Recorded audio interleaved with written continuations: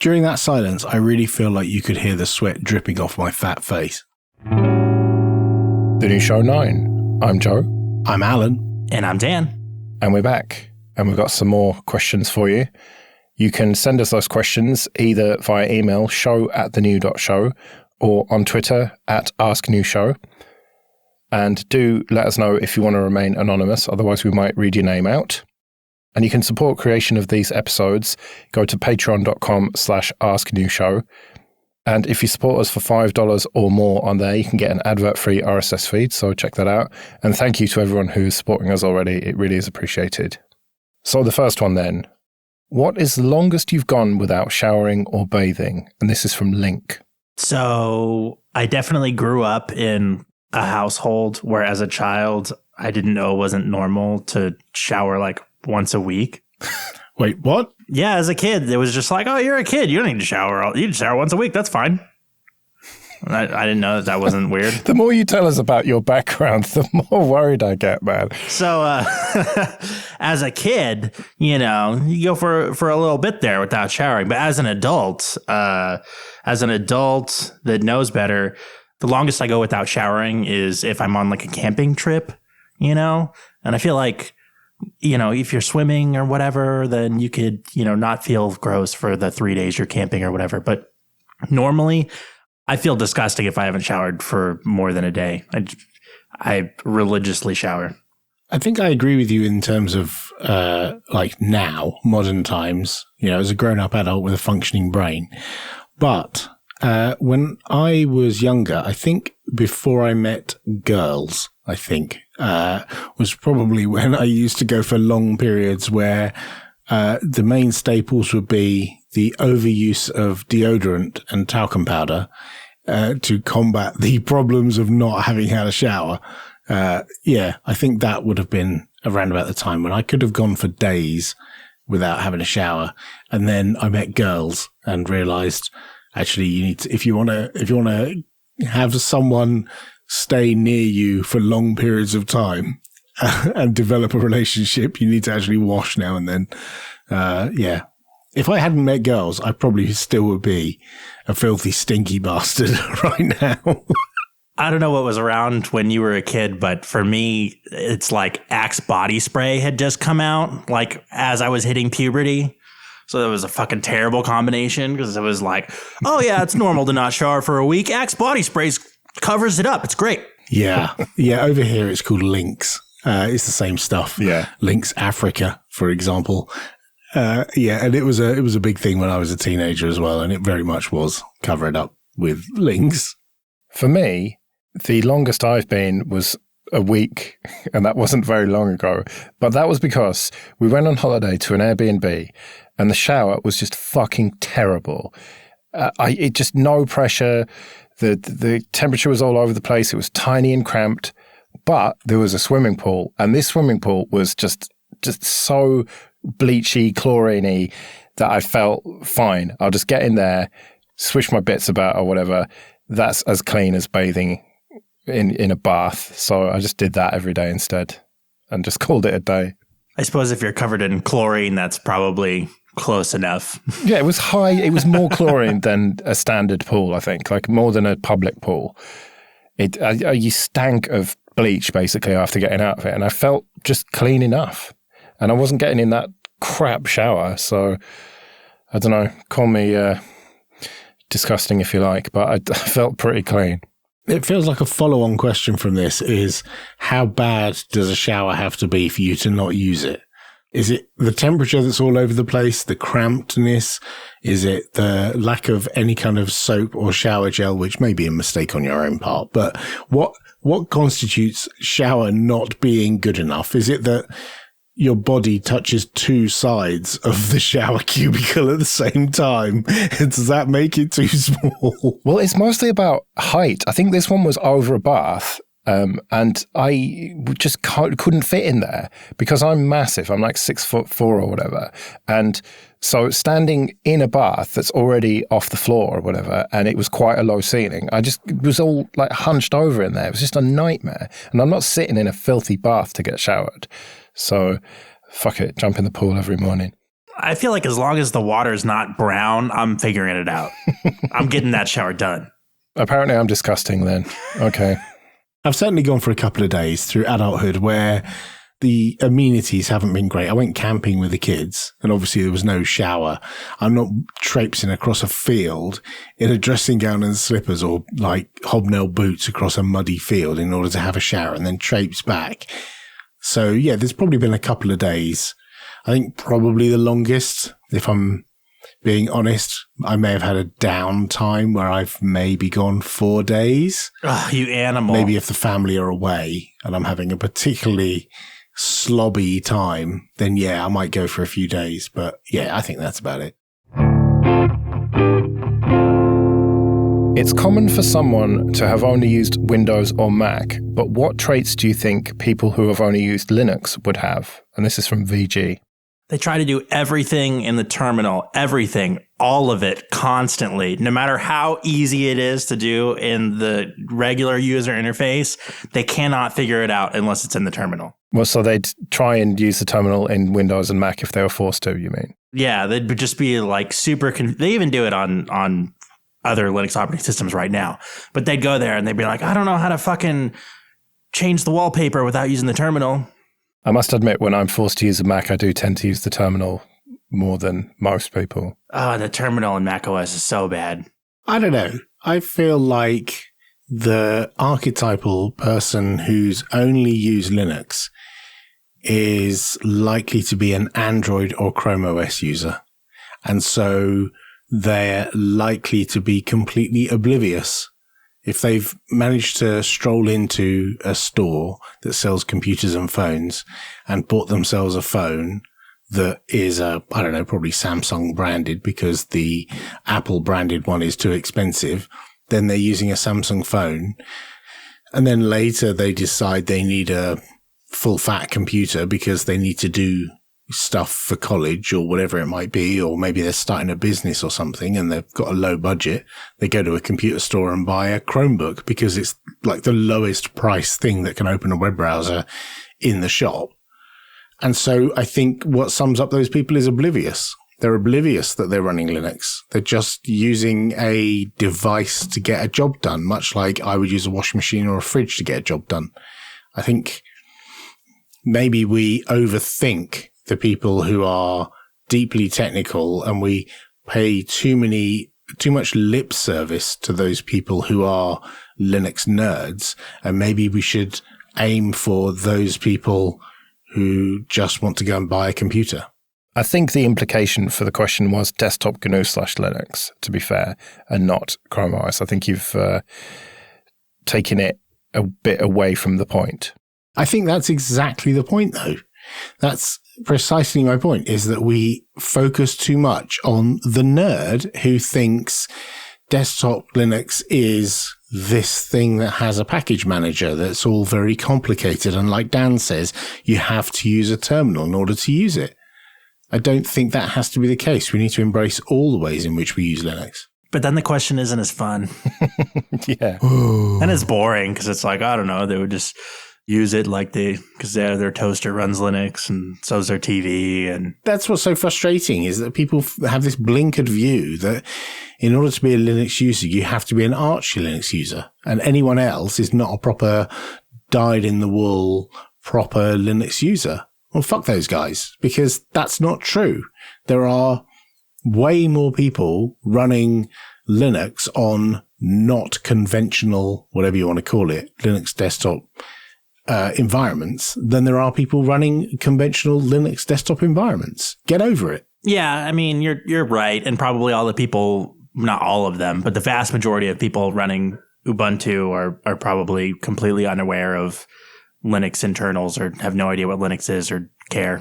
Yeah, the vast majority of those people just use a browser mostly, you would imagine. Right, and the same goes for Chrome or a Samsung phone. Yeah. You're using a device to get a job done. Your goal is to type documents. It's not, I want to run free software. The goal is, I want to create documents in order to store my notes, or I want to create spreadsheets in order to track my invoices. There's goals that users have which is not, I want software freedom. It's, I want to achieve a goal. And it turns out that Chrome OS and Android fulfill that. And obviously Ubuntu fulfills that, and Windows 10 with WSL fulfills that, and lots of other environments fulfill that. But the nerds need to stop thinking that the only way to fulfill that is with a traditional Linux desktop environment. There are other ways to do it too, and still be Linux. Way to ruin all our fun. Well, if we take it as meaning GNU/Linux desktop, like Ubuntu or Arch or whatever, I feel like the traits they would have is more curiosity about how the system works. I think to get to the point where you're using Linux, you kind of have to care about that. Maybe I'm wrong. Maybe the average person or most people don't care about that. But I feel like the traits they'd have would be sort of getting pissed off at the lack of transparency with updates, for example, or just the lack of transparency generally with other operating systems. And when things break, not really knowing why they've broken and not being able to look at logs and stuff like that. Maybe my view's totally wrong. Yeah, I don't think you can generalize like that. It's like saying, what's the rationale for someone building their own car? Woohoo, car analogy. Like, it's not that BMW did it wrong or Mercedes did it wrong. People who build their own AC Cobra don't do it because Mercedes did it wrong. They do it for their own reasons. It's a project, or maybe it's a hobby, or maybe it's just something they feel like they want to do, and they feel like they can have complete control over the thing. I don't think there's a cookie cutter persona that you could draw that would be, this is a Linux user. They're all too different. I don't know, man. I feel like there are some people out there that are very loud that will tell you that, how could you be so arrogant, Alan, that you, the top guy at huge corporation that has spent research and hours and whatever coming up with the solution, how could your monumental arrogance lead you to the conclusion that you did it right when I, hobbyist who have spent maybe 5 hours of my spare time, clearly can do it better? Yeah, I don't claim we do it right, for sure. Like, there's plenty of people who want to do things differently, and hey, isn't Linux all about choice? Grown.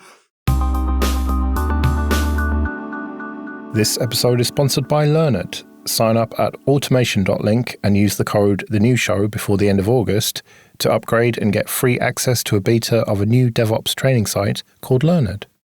The site covers the entire DevOps stack, starting with the basics of infrastructure as code, and includes almost 8 hours of lessons on Terraform, Ansible, Jenkins, and loads of industry tips along the way. If you're interested in learning DevOps, take advantage of this free offer by visiting automation.link and upgrade before the end of August with the code TheNewShow. That's automation.link and the code TheNewShow.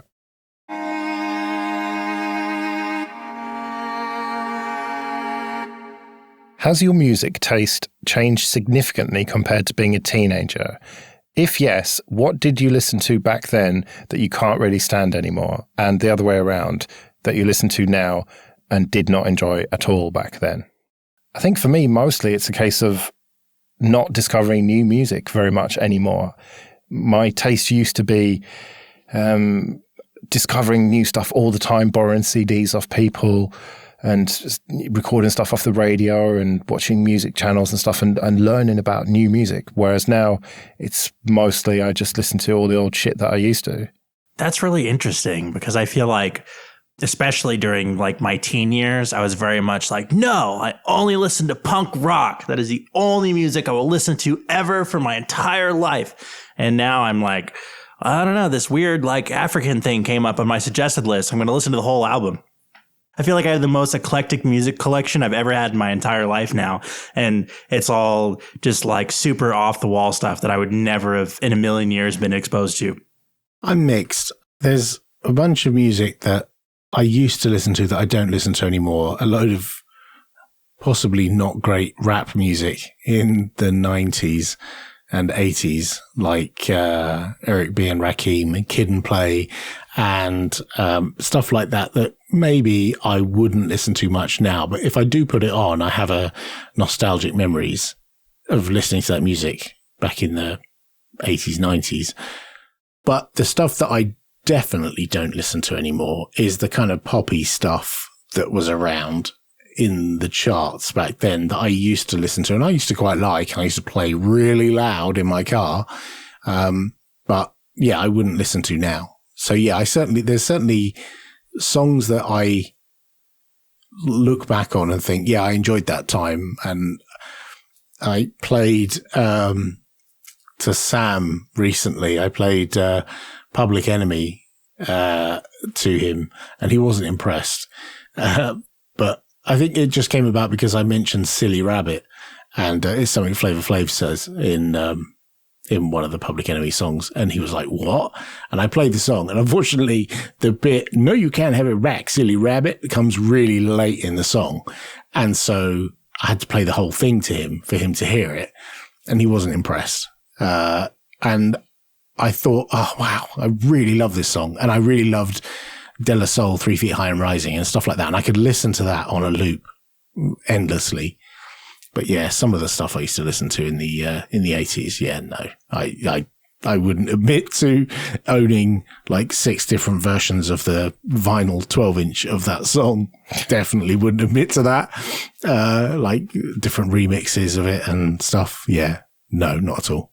That's hilarious. I feel like I have a sister that's really into hip hop, and I've showed her some of the stuff that I listen to, like The Chronic and stuff like that, and she loved it. She was like, "Oh my God, this is nasty. I love this."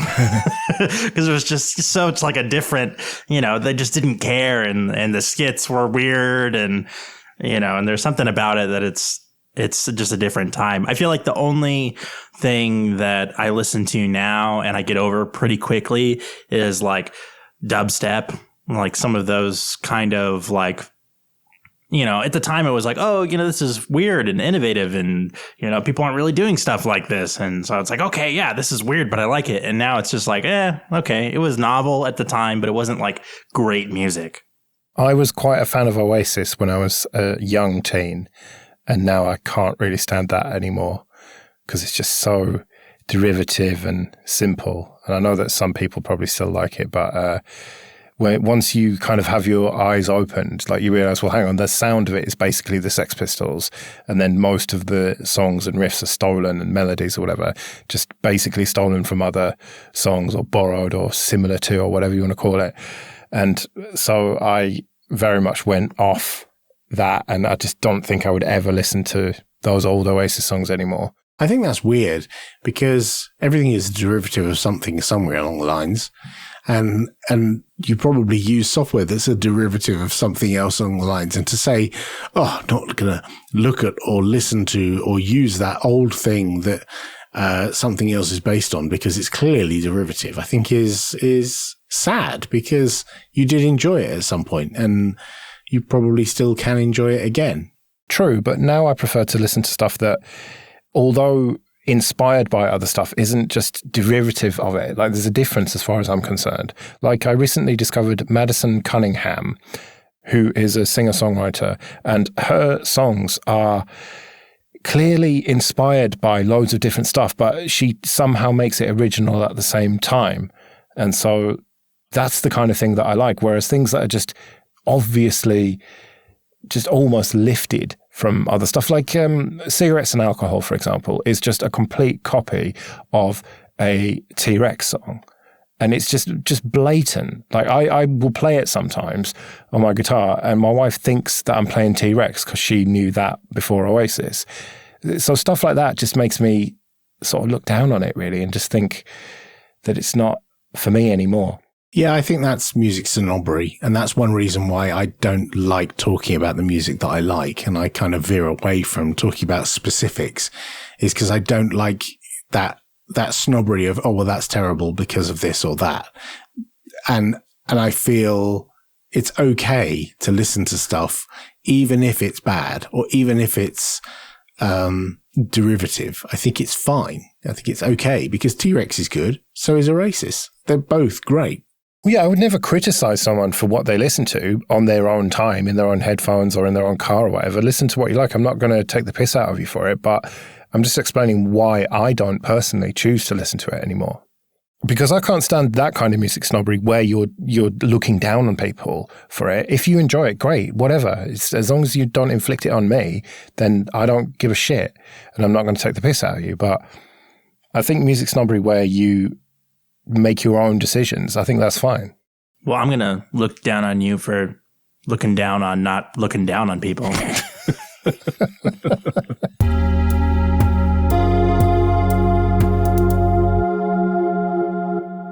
What do you miss most from before the event? And once it's over, what's the biggest change in society you'd like to see most? And this is from Chris. Oh, wow. So what I miss is spontaneity. Like, I feel like we have to overthink everything. Like, at anything where we have to leave the house, I have to overthink stuff. Like, will there be lots of people there? Do I need to have a mask? Are there rules that I'm breaking by doing this? Is there a bubble of a certain number of people that can be there? Like my daughter's school prom got cancelled or pushed back until September, and it's just been pushed back until April next year because there's a limit to the number of people who can go. And, you know, it's the reason obviously is sane, you know, for health and safety and all that, but it's just, there are all these rules that are constantly changing that we have to adhere to. And I think I understand why they exist, but I think we've lost the whole spontaneity. You can't just say, let's jump on a plane and go somewhere, or let's jump in the car and go to the beach, because there'll be a ton of people there and there'll be huge traffic jams getting there because everybody is thinking that. Or even just let's go down the shop and buy some, you know, barbecue food because they might not have some, or there might be a giant queue, or, you know, there might be a shortage of something you need. It's just like having to think about everything. And you could argue that's a good thing because human beings should be thinking about the consequences of their actions more clearly. And the fact that we didn't is why we are where we are right now. But it's a step change. And I think it's something I miss from before the event. Yeah, I know what you mean about the spontaneity. Like, I used to just spontaneously go and buy booze or shit food for my dinner. I used to go to the petrol station and buy these really gross meatballs for dinner because it's a 24-hour petrol station. And so no matter how late it got, it didn't matter. Whereas now I have to really plan what I'm going to eat for the whole week, basically. So, yeah, I know what you mean about spontaneity, that it kind of sucks that everything's got to be rigidly planned out now.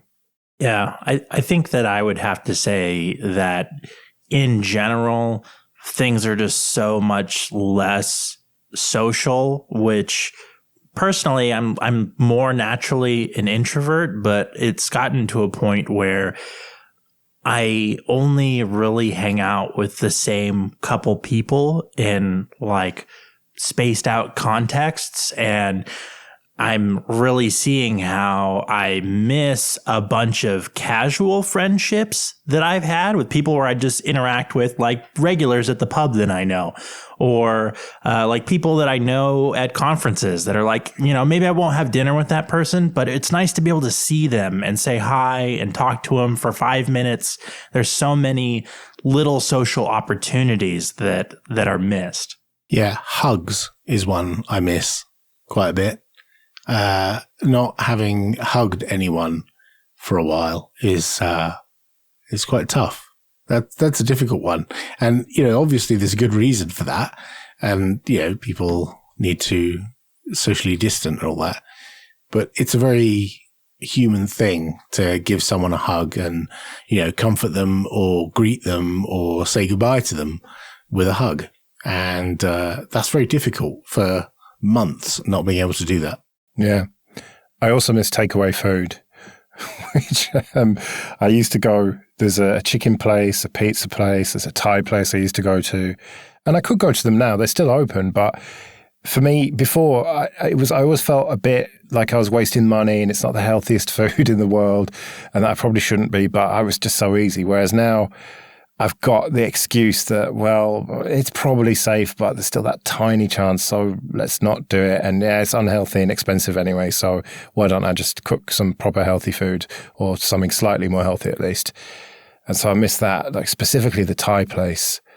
It was terrible value for money in terms of filling you up and stuff, but it was so nice. And so that sucks. I don't know exactly how it is over there right now, but at least here in my city in particular, there's a lot of places that I really enjoyed that are just closed now, and there's no indication of whether or not they're going to come back. And there's definitely places where if somebody would have told me like, hey, you may never get to go here again, I would have been like, oh crap, I'm going to go and I'm going to order everything and I'm going to enjoy it and I'm going to tip really well. And, the whole experience, I'm going to ball out because I'm never coming back. If I would have known that, it would have changed how I experienced that place for the last time. Yeah. There's a pub right near where I live where I meet people who come to me, if you know what I mean, because my flat's just tiny and shit, and it's nice to go out somewhere. And the pub's really close to me, and there's a kind of section in it you have to walk all the way through and kind of snake through, and then there's this little room on its own almost, and it's got quite comfortable seats in it, and it's like your own booth almost. And so you can be in the pub but also be somewhat antisocial if you want to as well. And I just really miss being in there with people who've come. If people were coming to give me a laptop or whatever like that, we'd go for a couple of pints while we did it. And I just miss that so much. Yeah.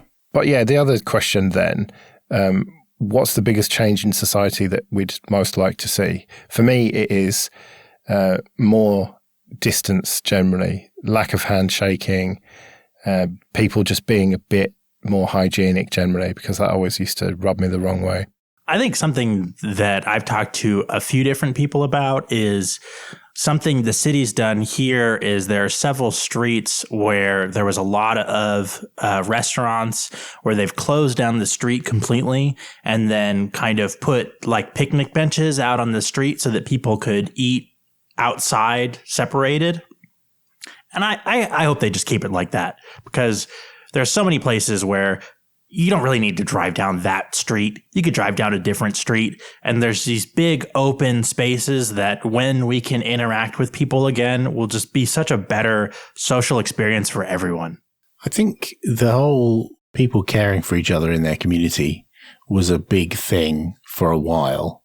I think it peaked for a bit towards the beginning of the whole event and has tailed off a bit. But there were a lot of people who really went out of their way to help their neighbors and other people in their community. And there are a lot of people who were either out of work or found themselves with a bit of extra time being furloughed or whatever. And they did a bit of extra over and above in order to help people nearby. And I think we've lost that in the 21st century. And I think it would be good to gain a bit more of that back again, where people look out for their neighbors and care a little bit more for people who live nearby. And I say that as someone who's getting a bit older. So I hope people near me will look out for me when, I fall down the stairs and, they make sure an ambulance comes for me. Thanks very much, neighbors. As soon as the travel restrictions are lifted, I will come and buy you a pint. Oh, man. I've not been in a pub for months, and I miss that so much. The local pub have a whole online booking system, and you can spend 2 hours sitting at a reserved table in their car park that they've converted into a garden. It's a tiny, tiny pub. And they have a car park out the back, and they've got tents over the top of them. What are they called? Marquees over the top of the benches. So, you can follow the one-way system, buy a pint, buy some pork scratchings, wander out the back, sit at your allocated bench. It's not the same. Like, I've been in that pub months ago on my own with my Kindle, and someone came over to me. I don't know them from Adam. I know 0 people in that pub. And someone came over to me and said, I noticed you're sitting on your own. Do you want to come and sit with us? And I was like, holy shit. Yeah, okay. And I went and sat with a bunch of people and met people I'd never met before, chatted with all of them, had a bunch of beers, learned some interesting stories about these people in my local pub that's like 200 yards from my house. And if you're confined to your allocated table and thou shalt not move, and you're only allowed 2 hours in the pub, You lose that friendliness. Sure enough, people will break the rules and they'll go and stand up in the queue and chat in the queue for beer. But yeah, you don't get that social interaction quite the same when you're regimented in this way. Yeah, and I used to enjoy going and playing darts in the pub where I kicked all of your asses one time. And I'd just play against random people and just get talking and stuff. And there's just none of that to be had now. We only let you win because it was your birthday, Joe. Okay. Right. You know what I hope they keep too is everybody has hand sanitizer out now. And I really hope they keep that. I hope that there all these kind of like more cleanliness things they do. Everybody wipes the tables way more like rigorously now. Before it was like, I don't know, we'll clean when we get to it kind of thing. But now it's like really like, okay, we really need to make sure that everything's clean. Like, there's some restaurants that are like, okay, we're really serious about it. But you're at the pub and they're like, I don't know, we'll clean it when we get to it. Well, yeah, and mask use as well. Yeah, the mask too. That's great. I think, everybody should like have masks now. So hopefully if they're sick, they use them. You have it now. Hopefully everybody doesn't just go throw them away. Yeah, and hopefully it'll mean that there's less cold and flu type stuff going around and that we'll get ill less frequently. I think you mean fewer cold and flu.